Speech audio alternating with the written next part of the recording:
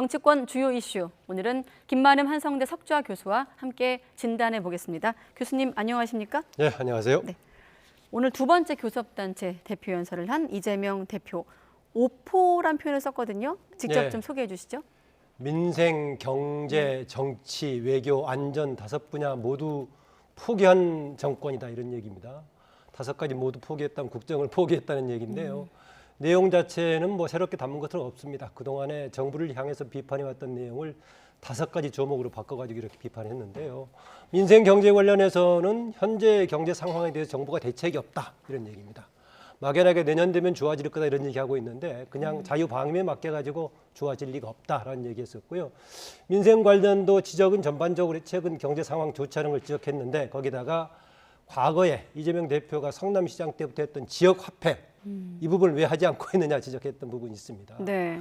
그리고 정치 관련은 현재 야당과의 대화가 이루어지지 않고 있다는 점, 또 정치권에 대한 수사, 특히 민주당에 대한 수사가 집중되고 있다는 점을 얘기했고요. 외교 문제는 아다시피 지금 한일 관계를 중심으로 중국에 관한 문제 이런 걸 지적한 것 같습니다. 그리고 안전 문제, 이미 나왔던 이태원 참사 문제에다가 지금 후쿠시마 오염수에 대한 우리의 대처 이것을 지적한 내용을 담고 있어서 그동안 민주당을 중심으로 한 야당이 윤석열 정부를 향해서 비판해왔던 내용을 그대로 담고 있는데 이것을 이제 오포 정권이라고 이렇게 용어를 만들어서 오늘 지적했습니다. 네, 오포 정권과 함께 또 본인의 정책 브랜드였죠. 대선 후보 시절에 많이 강조했던 기본 시리즈였나요? 네, 기본 사회 이야기를 꺼냈습니다.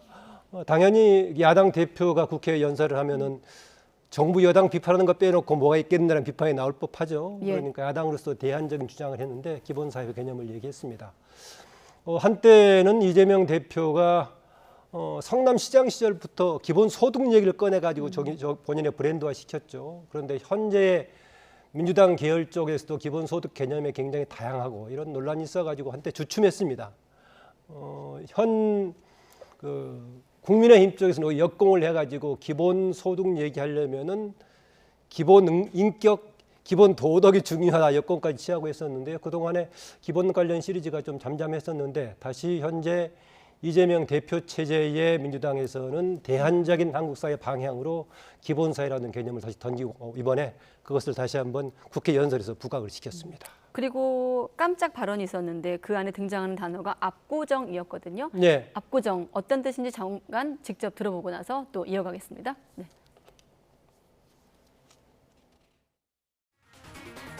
저를 향한 저들의 시도를 용인하지 않겠습니다.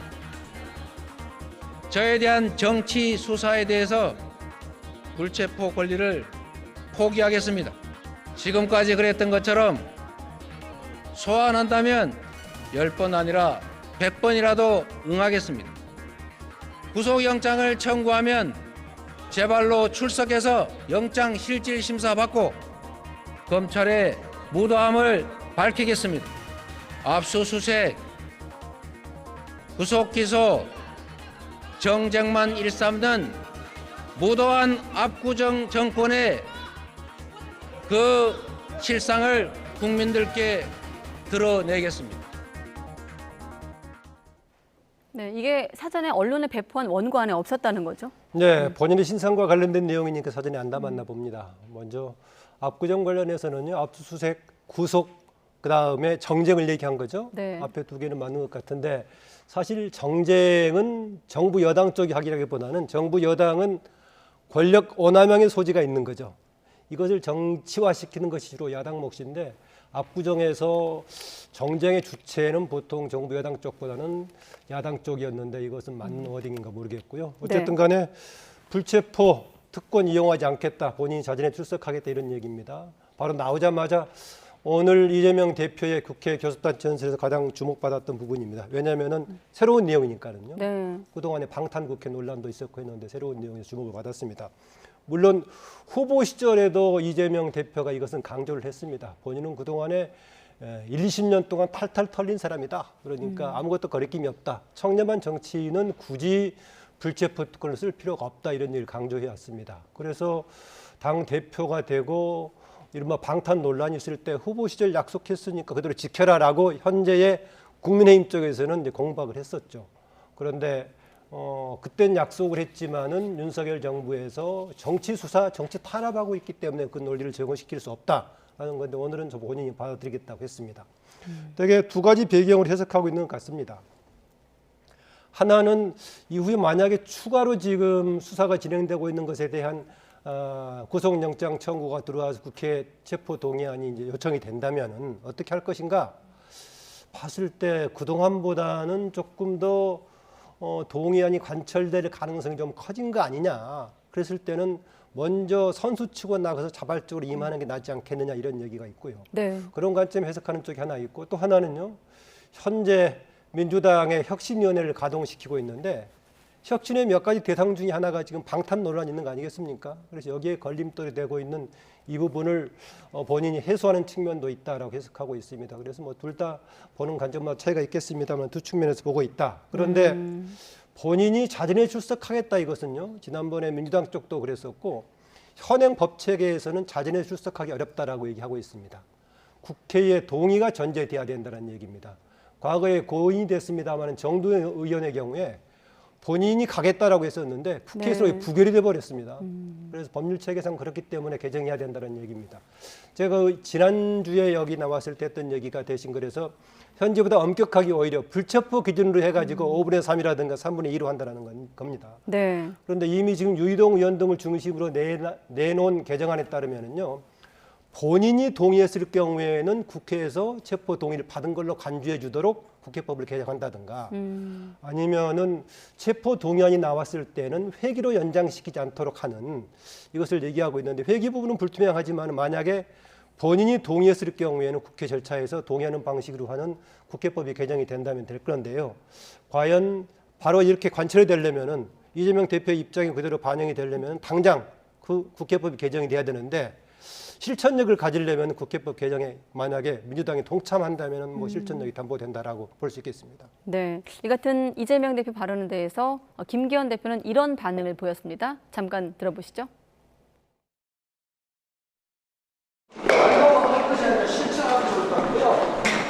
지금까지 그 불체포 특권을 남용했던 민주당 사람들 다 지금 체포 동의안을 국회에서 다시 처리를 해야 되지 않겠나 싶습니다. 이 앞에 발언이 뭐였냐면 지나간 버스 다시 세우겠다는 것이란 표현도 있었고요. 네. 또 이정미 정의당 대표는 SNS에 만시지탄을 언급하기도 했습니다. 네, 사람 수로 보자면 지금 민주당에서 4사람이 지금 부결된 거 아니겠습니까? 네. 뭐 횟수로는 뭐 3번이 되겠습니다만 그래서 지나간 걸 얘기하는 것 같고요. 그런데 아까 말씀드렸었지만은 그냥 본인이 행동을 할 수 있는 것이 아니라 국회법으로 아마 개정이 돼야 가능할 겁니다. 여러 사람들이 현재의 헌법에 규정은 돼 있긴 하지만은 과연 지금 이 시대에 불체포 특권이라는 국회의원들의 특권이 필요한가라는 것에 대해 문제를 제기하고 있죠. 국민들의 지금 눈높이도 그런 상황이고요. 네. 이번은 아마 국회법을 헌법 개정 이전이라면은 국회법을 빨리 정비하는 것이 지금 야당의 공세적인 반박을 피하는 방법도 되지 않을까. 그래서 이 부분은 이재명 대표를 중심으로 해서 후속 조치로 유이동 의원 등이 지금 발의해 놓은 국회법 개정안을 빨리 관철시키면은 양쪽의 논란이 없어지지 않겠나 그렇습니다. 네. 참고로 내일 또 김기현 대표가 연설을 할 예정이기 때문에 YTN이 또 생중계할 예정이고요. 또 그리고 한동훈 장관도 입장을 내놨는데 한번 소개해 주시죠. 원론적으로 좀 들리기도 하고 어떻게 들리셨습니까? 네, 두 가지죠. 그동안의 사법 시스템을 따라야 된다라는 것하고 네. 국회의원이라고 해서 특별하게 특권을 누리면 안 되지 않느냐라는 거죠. 지난번에 그 체포 동의안 요청회 때 설명했을 때 그걸 강조했습니다. 뭐 일반 국민들은 몇십만만 문제가 생겨도 구속되고 하는데 국회의원들에 대한 특권 누리고 있다는 지점했기 때문에 그걸 반복한 얘기가 아닌가 그렇습니다. 국민 일반과 똑같이 사법 시스템에 충실하는 것이 입법을 담당하고 있는 국회의원들의 자세 아닌가 이것을 강조하는 수준이라고 보겠습니다. 자, 그리고 후쿠시마 원전 오염수 방류 문제로 여야 대치가 깊어지고 있는데 민주당이 자체 해법을 공개하기도 했습니다. 어떻게 평가하십니까? 네, 민주당은 지금 일단은 심지어 국제재판소까지 가자고 얘기하고 있죠. 그런 상황이고 지금 일일 매일 브리핑하겠다라는 얘기입니다. 네. 일단 두고 봐야 할 것 같은데요. 저는 양쪽의 지금 접근 방법이 조금 개선책이 필요하다는 겁니다. 그동안에 여야가 다투다 보니까는요. 네.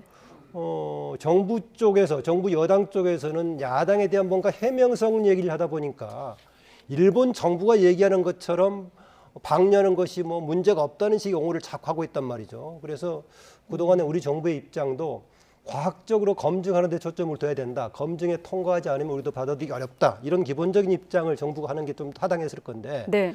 너무 야당의 주장에 대해서 해명하는 쪽으로 하다 보니까 야당 쪽에서도 당신들이 지금 일본 정부인지 모르겠다 이런 말이 나오고 있습니다. 야당의 경우도요. 일본의 문제를 지적하는데 당연히 우리 정부의 대응에 문제가 있기 때문에 정부를 향한 비판도 있지만 저는 비판의 60, 70%는 어디를 향해야 되느냐. 일본에 대한 책임을 강조하는 게 필요하다고 봅니다. 야당이 그 공세가 거의 90% 이상이 우리 정부를 향해서 가고 있는데 가장 큰 책임 추궁은 일본 정부를 향해서 가야 되는 거 아니겠습니까? 그래서 상대 회담을 하고 있는 우리 정부에 대한 책임 추궁과 뭔가 압박도 필요하지만은 네.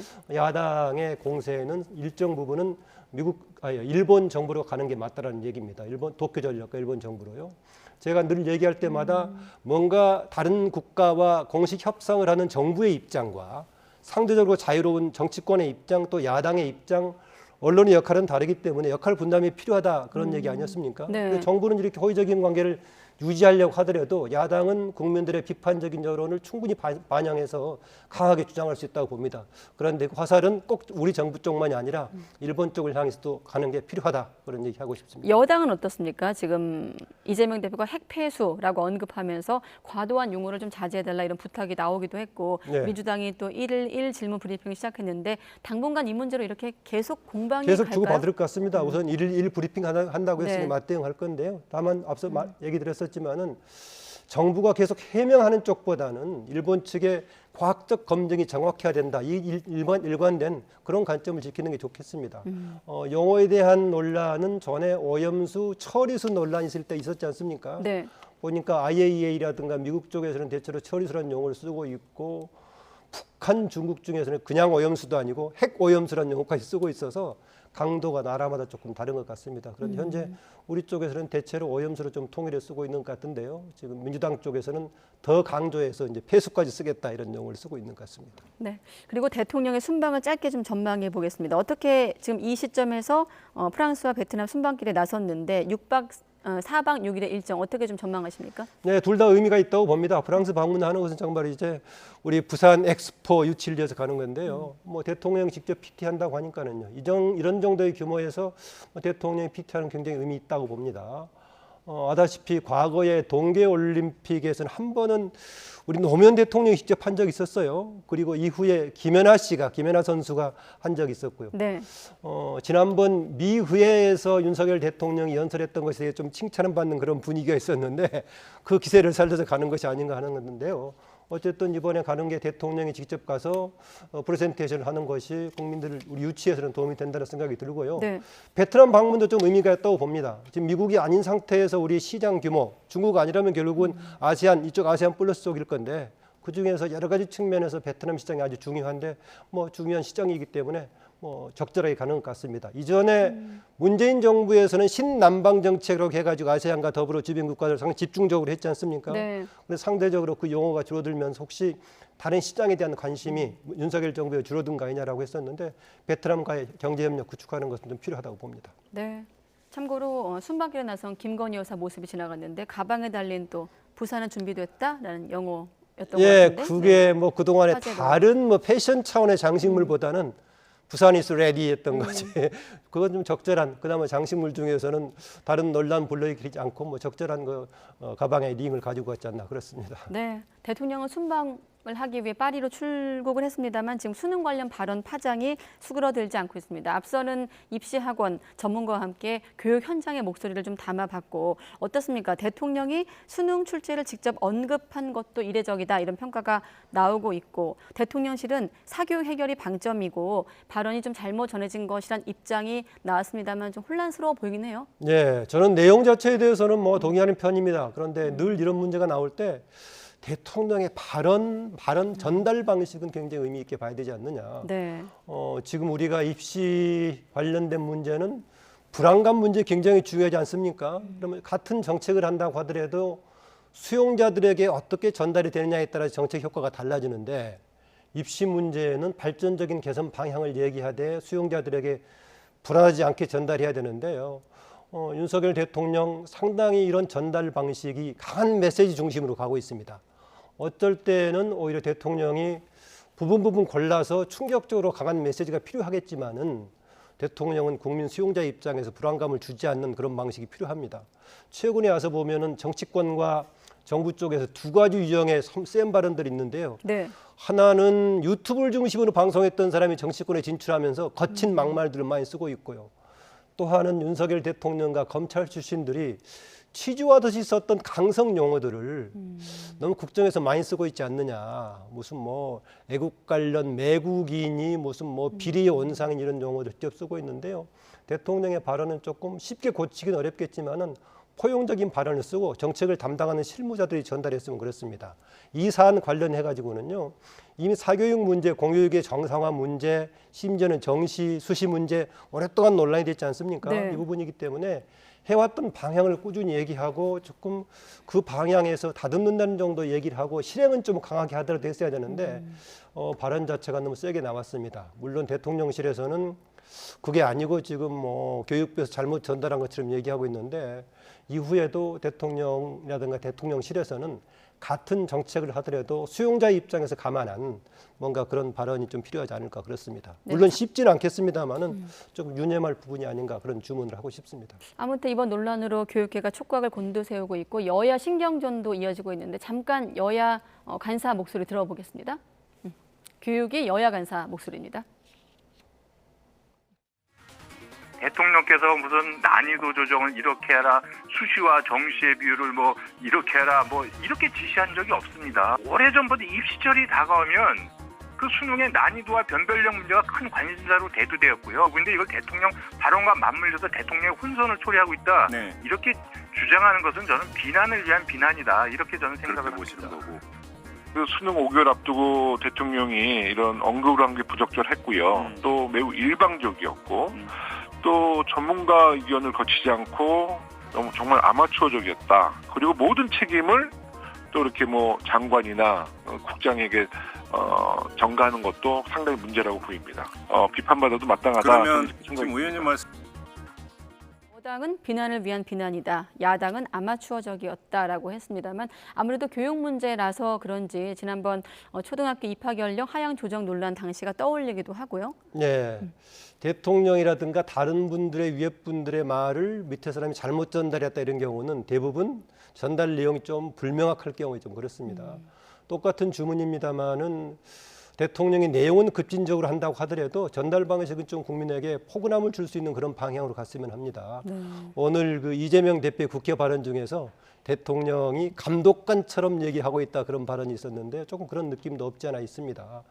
대통령의 그동안에 보면은 뭔가 개혁적인 이슈를 내걸었을 때 조금 지지도가 올라갔습니다. 네. 시민단체 문제라든가 노동 문제라든가 했었는데 저는 그런 개혁적인 것도 방향도 필요하고 적절하게 하고 있다고 보는데 대신 대통령은 스스로의 문제에 대해서 뭔가 조금 엄격하게 하고 본인들에 대해서는 엄격하게 하고 국민들을 향해서 발언할 때는 따뜻하게 했던 이른바 그 춘풍 추상 같은 것을 염두에 뒀으면 한 주문하고 싶습니다. 네, 짧게 하나만 여쭤보면 경질론 얘기 나오니까 이조 장관이 인사권자 권한이다라며 언급을 아꼈는데 좀 해석의 영역입니다만 어떻게 볼 수 있을까요? 그런데 좀 특이한 게 이조 장관이 전에도 교육부 장관 했지 않습니까? 네. 했어서 교육 업무에 관해서 상당히 잘 알고 있을 건데 이 문제 있었고요. 그 다음에 또 하나는 지금 대통령실 쪽에서는 대통령이 이렇게 주문했는데 6월 모의고사에서 그 방향이 반영이 안 됐다라고 얘기하고 있습니다. 네.